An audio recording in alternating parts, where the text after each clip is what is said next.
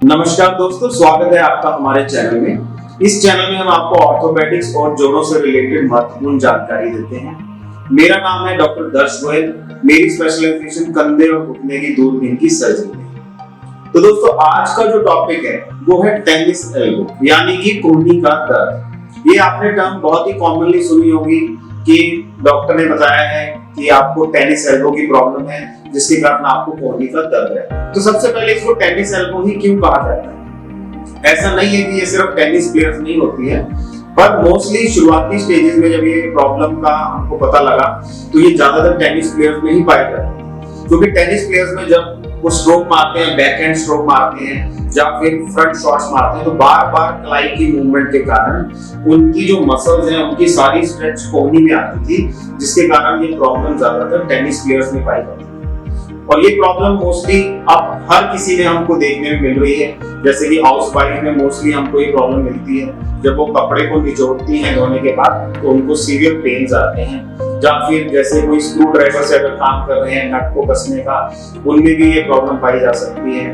Laptop, keyboard और mouse के overuse के कारण जब हमारा हाथ इस तरह से बार बार ऊपर नीचे की मूवमेंट करता है तो भी टेनिस एल्बो की प्रॉब्लम हमें हो सकती है। तो टेनिस एल्बो की प्रॉब्लम समझने के लिए सबसे पहले हमें कोहनी की बनावट को समझना बहुत जरूरी है और किस तरह से ये प्रॉब्लम बढ़ती है और क्यों ये प्रॉब्लम दिन प्रतिदिन हमको ज्यादा देखने को मिल रही है, उसको हम समझने की कोशिश करें। तो दोस्तों, जो हमारा ये हाथ है इसके अंदर हमारी मसल्स हैं और ये मसल्स जो है वो हमारी हाथ से होती हुई उंगलियों की तरफ जाती है। तो जो ये मसल्स है जब हमारी उंगलियों की तरफ जाती हैं तो ये टेंडन में यानी कि रस्सी नुमा लिगामेंट्स में कन्वर्ट होती हैं और जब हम मसल्स को खींचते हैं तो वो रस्सियां खींचती हैं तो हमारा हाथ की उंगलियां अंदर की तरफ मुड़ती हैं। उसी प्रकार बाहर की तरफ भी ये सेम बनावट होती है और जब इधर की मसल्स खींचती हैं तो इधर की रस्सियां हिलने के कारण हमारा जो हाथ है वो वापस से खुलता है। तो जो ये मसल्स हैं ये हमारी कोहनी में सारी मसल्स मिलकर अंदर की तरफ और बाहर की तरफ जुड़ी हैं।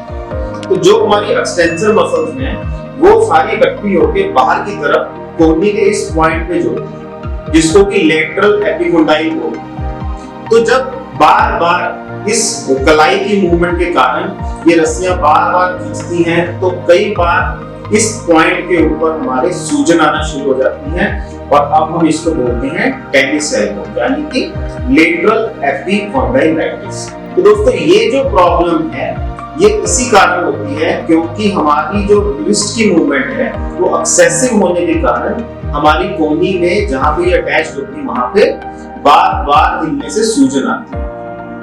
अगर हम इसको समझना चाहें तो जैसे अगर हमने दीवार पे कील से किसी रस्सी को बांधा हुआ और उसी कील के ऊपर हमने 4 रस्सियां और बांध दी, अगर हम बार बार उन 4 रस्सियों को खींचेंगे तो सारा जोर जो है वो उस कील के ऊपर ही आएगा।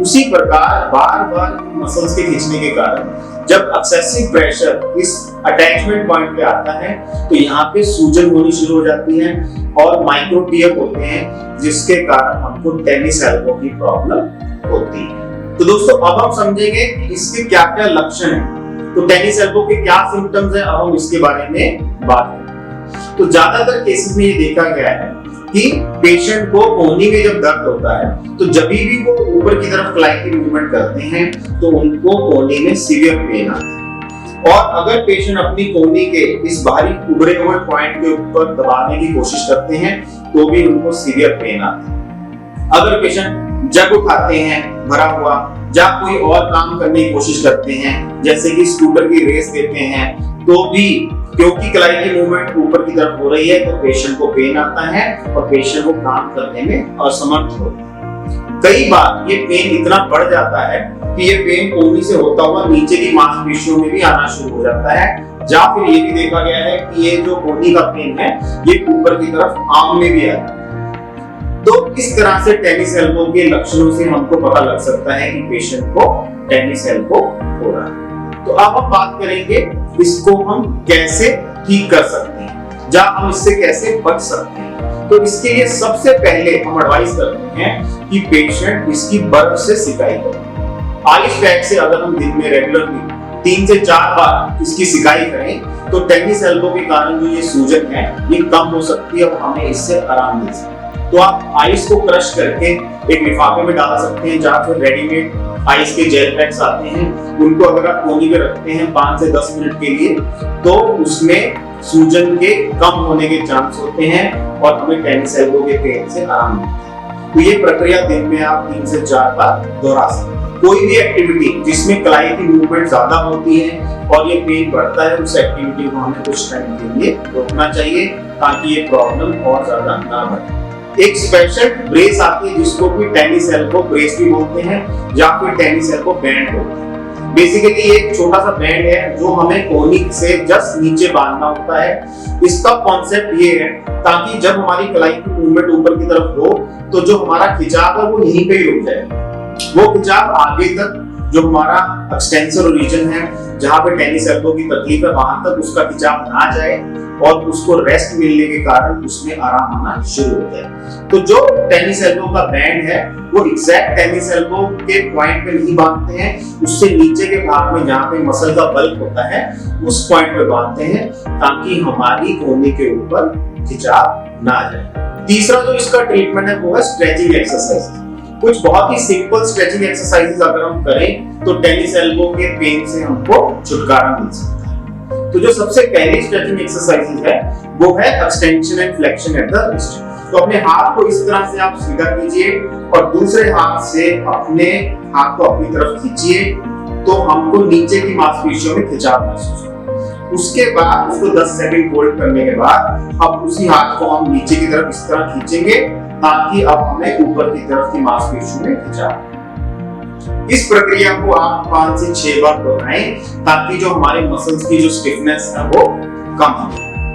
दूसरी जो एक्सरसाइज है उसमें आप एक स्पंज बॉल ले सकते हैं या फिर एक जेल बॉल ले सकते हैं, उसको अपने हाथ में पकड़ के उसको जोर से दबाना है और फिर ढीला छोड़ना। जोर से दबाइए और उसको 10 सेकंड तक होल्ड कीजिए, उसके बाद ढीला छोड़िए। इससे जो हमारी मांसपेशियां हैं उनमें स्ट्रेंथ बढ़ती है। तीसरी जो एक्सरसाइज है उसके अंदर हम अपने हाथ को स्ट्रेट रख के, जिसमें अंगूठा छत की तरफ रहेगा, इस तरह से हम अपनी कलाई को मोड़ेंगे और ऊपर से नीचे की तरफ मूवमेंट करेंगे। इस मूवमेंट से भी जो हमारी मसल्स हैं उनमें स्ट्रेंथ इंक्रीज होती है। तो दोस्तों ज्यादातर ये देखा गया है कि अगर हम प्रॉपर प्रिकॉशंस लें और वो मूवमेंट्स कम करें जिनमें हमारी कोहनी के ऊपर प्रेशर आता है, प्लस बर्फ से सिकाई करें रेगुलरली और ये स्ट्रेंथनिंग और स्ट्रेचिंग एक्सरसाइजेस करें, तो 90% केसेस में टेनिस एल्बो की इस प्रॉब्लम से हमें आराम मिल जाता है। फिर भी कुछ ऐसे केसेस हैं जिनमें इन सब के बावजूद और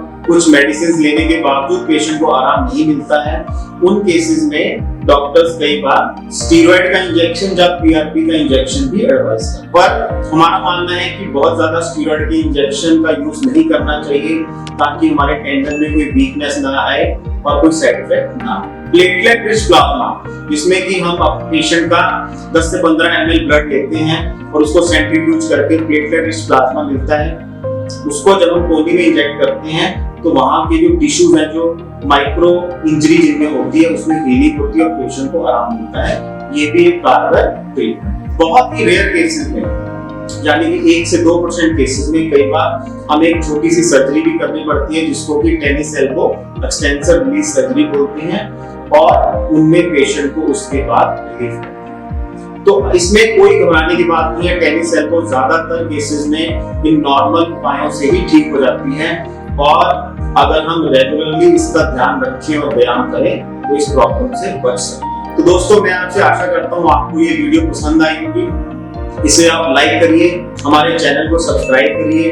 और ये प्रॉब्लम बहुत ही कॉमन है, आपने जरूर सुना होगा आसपास किसी न किसी को कि वो इस प्रॉब्लम से ग्रस्त है। तो इसको ज्यादा से ज्यादा शेयर करें ताकि सबको इसका फायदा मिल सके। आप हमें कमेंट सेक्शन में लिख के बता सकते हैं कि अगली वीडियो आप किस टॉपिक पे चाहते हैं। हम कोशिश करेंगे कि उसी टॉपिक के ऊपर वीडियो बनाएं और आपको ऑर्थोपेडिक्स, हड्डी और जोड़ों से रिलेटेड ज्यादा से ज्यादा महत्वपूर्ण जानकारी दे सकें। Thank you very much.